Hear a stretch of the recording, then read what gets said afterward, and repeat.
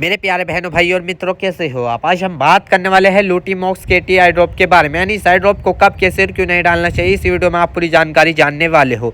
चलिए दोस्तों, video start करते हैं। दोस्तों, अब हम इसके फायदे के बारे में बात कर लेते हैं, यानी कि किन किन दिक्कतों में हम इसको डाल सकते हैं। दोस्तों, आपने कैटरैक्ट सर्जरी का नाम तो सुना ही होगा, जिसे हम मोतियाबिंद का ऑपरेशन भी कहते हैं। दोस्तों, मोतियाबिंद एक प्रकार की आंखों की बीमारी है, जिसमें आंखों में विजन कम हो जाता है। उसके साथ ही एक बिंदु दिखाई देने लगता है, जो लगभग 60 साल की उम्र के बाद होता है। लेकिन ऐसा हर बार हो, यह जरूरी नहीं। यह कई बार कम उम्र के लोगों में भी दिखाई देने लगता है। जब किसी को आंखों में चोट लग जाए या किसी प्रकार की बड़ी बीमारी हो, उस स्थिति में मोतियाबिंद को ठीक करने के लिए डॉक्टर द्वारा उसकी सर्जरी की जाती है। डोरेनस सर्जरी आंखों में कट लगाया जाता है, स्ट्रेस लगाए जाते हैं, जिससे कि उसमें ऑपरेशन के बाद दर्द ना हो। हालांकि जब सर्जरी की जाती है तो सुन्न करने की दवाई भी उसमें डाली जाती है। तो सर्जरी करते समय तथा कुछ समय तक दर्द नहीं रहता, लेकिन जब इस दवा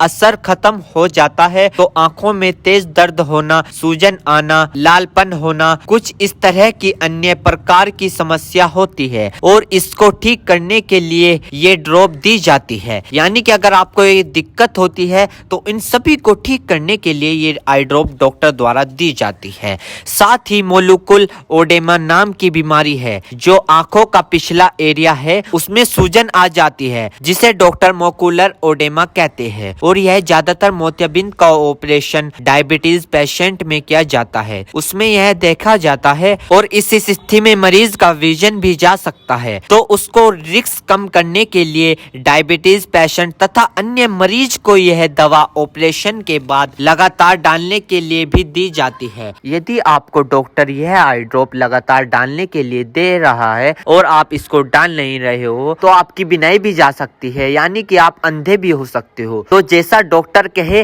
वैसे ही आपको करे। दोस्तों, इस आई ड्रॉप को आंखों में लाने से पहले अपने हाथों को अच्छे तरीके से धो ले, और यह निश्चित कर ले कि आपकी जो आई ड्रॉप की नोब है, ऊपर जो टिप है, उसको आप टच ना करें। यदि आप उसको टच करोगे तो उसके अंदर बैक्टीरिया चला जाएगा। और जिस व्यक्ति की आंखों में इसे डालना है तो उसकी गर्दन ऊपर करे, या फिर उस व्यक्ति को लेटा दे और आंखों को नीचे से पकड़कर पूरा खोले और इस ड्रॉप को आंखों में डाले, और फिर कम से कम उसकी आंखें 2 से 3 मिनट तक बंद रखे, जिससे कि उसको बहुत अच्छा रिजल्ट मिल सके। इस आई ड्रॉप को आप दिन में 2 से 3 बार भी डाल सकते हो, या 2-2 बूंद एक बार भी डाल सकते हो। और इसके अलावा जो आपके डॉक्टर आपको सजेस्ट करे, यानी जितनी आपको डालने को बताए, उस प्रकार भी आप इसको डाल सकते हो। और दोस्तों, इसी के साथ साथ आपको एक बात विशेष रूप से ध्यान रखनी है, किसी भी प्रकार की आई ड्रॉप बिना डॉक्टर की सलाह के नहीं लानी चाहिए, क्योंकि आंखें है तो रोशनी है, जान है तो जहां है, वरना सब मिट्टी समान है। दोस्तों, अब हम इस आई ड्रॉप के साइड इफेक्ट के बारे में बात कर लेते हैं।